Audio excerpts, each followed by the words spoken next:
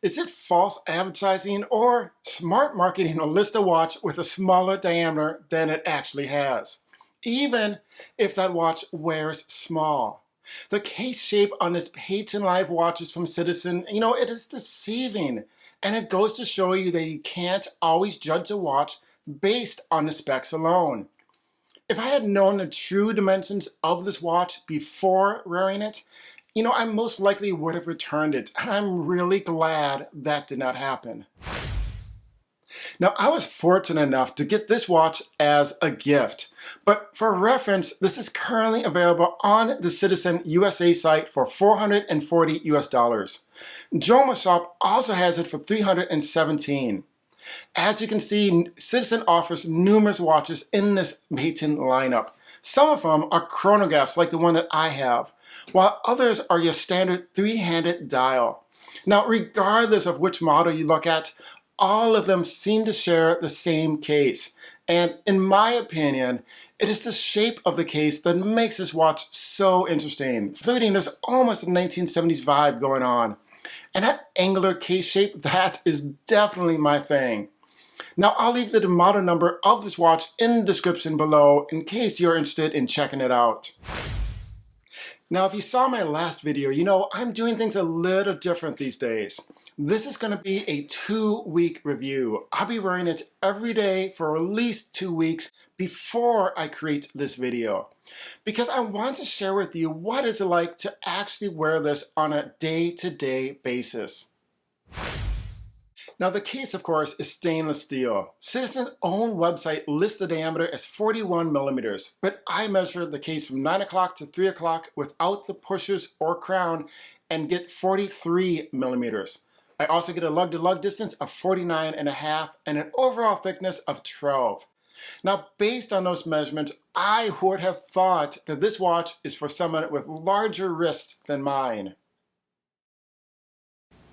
We're jumping a little bit out of chronological order here. It's already been well over 2.5 weeks, probably closer to 3 that I've been wearing this watch.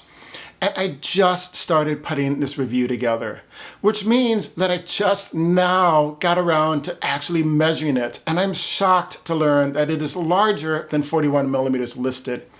I've been wearing this all this time, thinking it was 41 millimeters, never suspecting it's actually 43.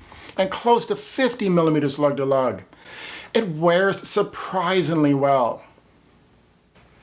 For reference, here it is on my 7-inch wrist. Surprisingly, it does not look large, and I believe that is due to the angular shape of the case. The finishing on the case is nicely done. There's a refined brushing on top of the case done in a radial direction. Now, initially, I did think that was going to bother me where it meets up with the lugs.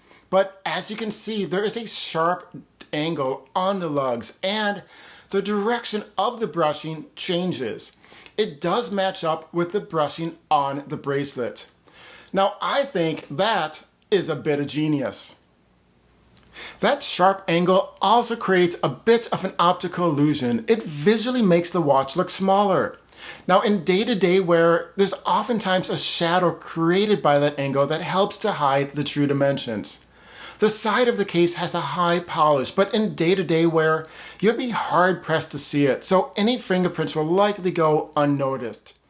There is also a high polish on the crown guards and the rose gold section of the bracelet. Basically, anywhere the gold color is.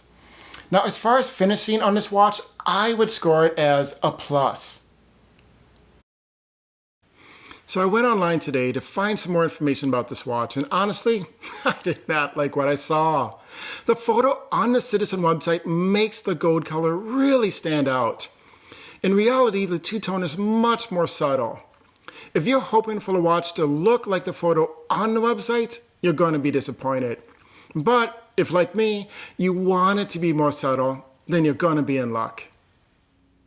The metal bracelet that comes with this watch is 22 millimeters at the lugs and tapers down to 20 at the clasp. There are solid links as well as solid end links, and the bracelet is held together with push pins. It has a double push button release clasp and a pressed scissor section. Now, there are no micro adjustments here since this is a butterfly clasp, but it does come with a few half links to get a decent fit. For my 7-inch wrist, I removed 4 of the supplied links. The brushing on the bracelet is just as nice as on the case itself. And while I would have preferred a clasp with micro adjustments and a milled scissor section, I did manage to get a decent fit, and I have no complaints from day-to-day wear. Now, personally, I would have preferred 20 millimeters instead of 22, but given the angle that's built into the case and how it meets up with the end links, I can't imagine ever swapping it out for a different bracelet or strap. I do think that this is one of those times when the bracelet has been designed to work best with this watch.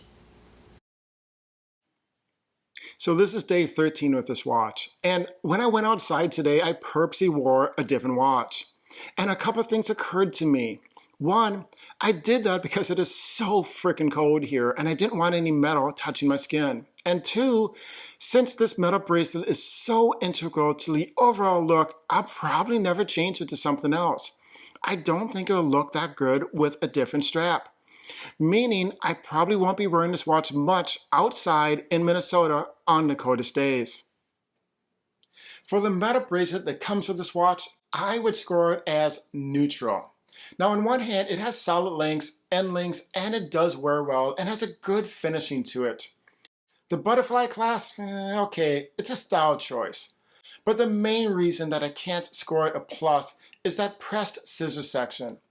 On a watch around $300 to $400, I think it should have been milled. On the back side of the watch, we have a screw-down case back with very subtle text around the outside, which includes Citizen, water resistance 10 bars, Sapphire, and EcoDrive. Inside of the case, we have the B620 EcoDrive movement, and that is powered by light and with approximately 9 months of use when fully charged, and that is based on using a chronograph 1 hour per day. Now the accuracy is rated at plus or minus 15 seconds per month, and there is an insufficient charge warning, letting you know if the watch needs to be exposed to more light. Now for the movement, I would score it as a plus. One of the things I love about a quartz, or in this case a light-powered watch, is the fact you can set it down, come back even days later, and it's good to go. As much as I love an automatic, I have to admit, the ease of a watch like this is one of the things that makes it so appealing. Moving on to the face of the watch, we get a nice sense of depth between the raised indices and the recessed dials. The indices are applied and have a loomed center. Probably the nicest part about the dial is the subtle things going on here. Only when the light catches it at a certain angle do you notice that the dial where the indices sit have a smoother surface to it, setting it apart. And closer to the center post, the dial has a very faint basket weave pattern. Then when you look even closer, you notice that this design pattern has been repeated on the subdials. I suspect the outer ring of those subdials is the light sensor for the EcoDrive movement, but I'm not 100% certain on that one. Now overall, this is a watch that definitely rewards you with subtle details defined the more you wear it. I wish that was the end of my comments about the dial, but unfortunately there are some negative aspects here as well. So a few things I've noticed while wearing this watch. The chronograph hand, it could have been a little longer. This is not something you're going to notice at first. When it's in its normal position, it blends in with the indice. Only when you start the chronograph do you notice it does not meet up with the printed minute track. Also, the hands on the black subdial could have used more contrast. White would have been a much better choice in my opinion. And lastly, that date window is simply not legible.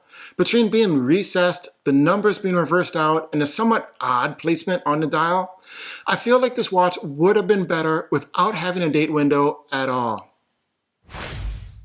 I want to take a moment to talk about the functionality of the subdials. At the 9 o'clock, we have a 60-minute counter.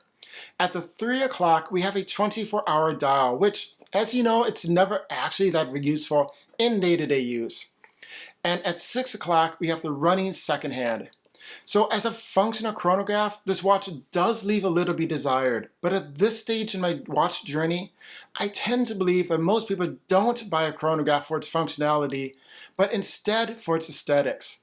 And I believe that same could be said about dive watches and pilot watches. Most of us are buying a watch based on the looks.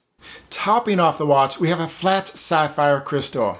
The watch comes in at just a shade over 12 millimeters thick. Oddly enough, on the Citizen website, there's no mention of AR coating, but in my everyday use, I had no issues with reflections. I'm going to rate the face of this watch as neutral. I'm not a fan of the date window or its placement, but I have come to appreciate the subtle details going on with the dial. Now I know a two-tone chronograph is not going to be for everyone, and as I mentioned, there are other watches in the Peyten lineup that come in the standard 3-hand version, which you might want to check out if that is more of your thing. On the Citizen website, the type of loom that is used is not specified. Now, in my everyday testing, I did find that the hands glow brighter than the indices. And all of the loom, of course, is not as bright as the Proxima watch I reviewed just before this. But this is a different style of watch. And this watch did pass my everyday loom test. The way that I test loom is to wear the watch, get an average amount of light exposed to it, set it alongside my bedside table, and then see if I can tell the time at 4 a.m. when my eyes are fully dilated. This watch did pass my 4 a.m. loom test every day. Now, just like in my last video, I want to point out that I'm in Minnesota and it's wintertime, so we don't have a lot of hours with natural daylight. Plus, the temperature is like 0 degrees or below this week, so I really did not get outdoors a whole lot. What I'm saying is that this watch was not exposed to a lot of natural daylight, and yet the loom was still legible at 4 in the morning. For the loom on this watch, I would score it as a plus. Now keep in mind, this is not a dive watch, and it does not have crazy loom like that. But the loom on this watch did do its job, and I was able to tell the time in the middle of the night. So it's been well over 2 weeks that I've been wearing this watch, and my final score is 4 out of 5. There are definitely things here that surprised me, including how well this actually fits for being a larger watch. And there are some things that I feel came up short, like the length of the chronograph hand and that date window. I'm not sure why Citizen did not list all the specs for this watch online and why they listed it as 41 and not 43 millimeter diameter. False advertising, smart marketing, or honest mistake? I'll leave that up to you. Overall, I love the shape of the case and how it benefits the wearability. I think this is a solid watch for the money. Thanks for watching, everyone. If you enjoyed the video, please consider subscribing. And remember, buy whatever it is that you love. This is your watch collection, and your opinion is the only one that matters. I'll see you next time.